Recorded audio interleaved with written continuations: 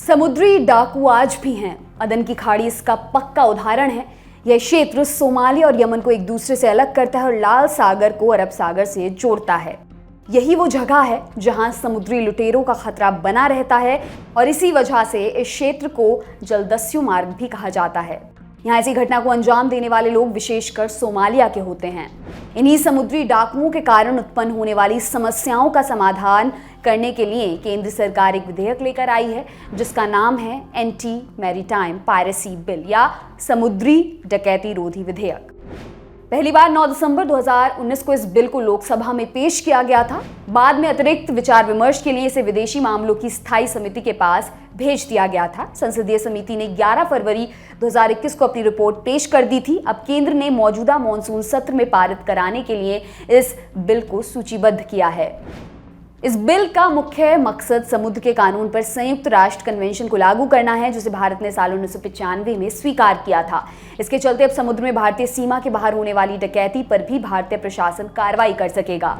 अभी तक भारतीय तट से 12 समुद्री मील की दूरी पर यदि कोई डकैती होती थी तो आरोपी पर आईपीसी 1860 के तहत कार्रवाई होती थी। हालांकि इस सीमा क्षेत्र के बाहर यदि विदेशियों द्वारा भारतीयों के खिलाफ डकैती अपराध किया जाता था तो आईपीसी के तहत इसका कोई मामला नहीं बनता था और आरोपी कानून न होने के चलते छूट जाते थे। अब सरकार ने एंटी मैरीटाइम बिल के तहत ये प्रावधान किया है कि यदि एक्सक्लूसिव इकोनॉमिक जोन से परे समुद्र में डकैती होती है तो वहाँ ये कानून लागू होगा। भारत की समुद्री सीमा से 200 समुद्री मील तक की दूरी को EEZ कहते हैं। एक समुद्री मील बराबर 1.85 किलोमीटर तो हो गए कुल 370 किलोमीटर। हालांकि अब ये स्पष्ट नहीं हो पाया है कि ये बिल EEZ क्षेत्र में लागू होगा या फिर नहीं।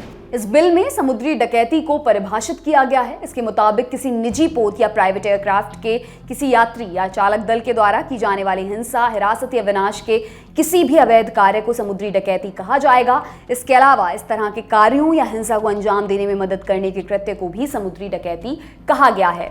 सजा कितनी होगी ये भी आपको बताते हैं। समुद्री डकैती के लिए दोषी पाए जाने पर उम्र कैद की सजा या मृत्यु दंड देने का प्रावधान किया गया है। वहीं डकैती में सहयोग करने या उसमें भाग लेने पर 14 साल की सजा का प्रावधान किया गया है। हालांकि इस बिल में मृत्युदंड को लेकर आपत्ति जताई गई है। भारत की सुप्रीम कोर्ट ने अपने कई फैसलों में कहा है कि सजाए मौत सिर्फ और सिर्फ दुर्लभ से दुर्लभ मामलों में ही दी जा सकती है। इसके पीछे शीर्ष अदालत का ये तर्क है कि मृत्युदंड संविधान के अनुच्छेद 14 और 21 का उल्लंघन करता है। इन अपराधों को प्रत्यर्पण योग्य माना जाएगा। इसका मतलब है कि आरोपी को कार्रवाई के लिए किसी भी ऐसे देश में स्थानांतरित किया जा सकता है जिसके साथ भारत ने प्रत्यर्पण संधि पर हस्ताक्षर किए हैं। यूएन का क्या कहना है? संयुक्त राष्ट्र ने कई सालों तक गहन विचार विमर्श के बाद समुद्र और इसके संसाधनों को लेकर नियम बनाया था जिसे संयुक्त राष्ट्र समुद्री कानून या UNCLOS के नाम से जाना जाता है। इसका कहना है कि समुद्र की समस्याएं एक दूसरे से जुड़ी हुई हैं, इसलिए इसका समाधान वैश्विक समुदाय द्वारा मिलकर किया जाना चाहिए। इसी के तहत समुद्री डकैती को लेकर भी कुछ नियम बनाए गए हैं। इसमें कहा गया है कि सदस्य देश समुद्री लुटेरों के जहाज या पोत को जब्त कर सकते हैं। साथ ही इसमें शामिल लोगों को गिरफ्तार किया जा सकता है।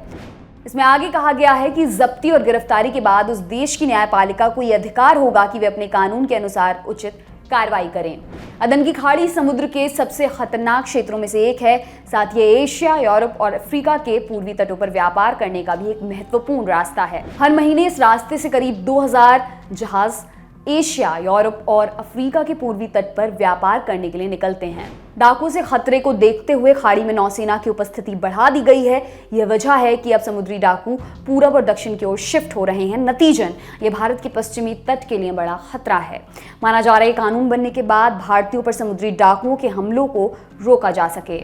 आपके लिए तमाम जानकारी लेकर आए हैं हमारे साथी धीरज। मेरा नाम है दिव्यांशी। देखते रहिए द लल्लन टॉप। शुक्रिया।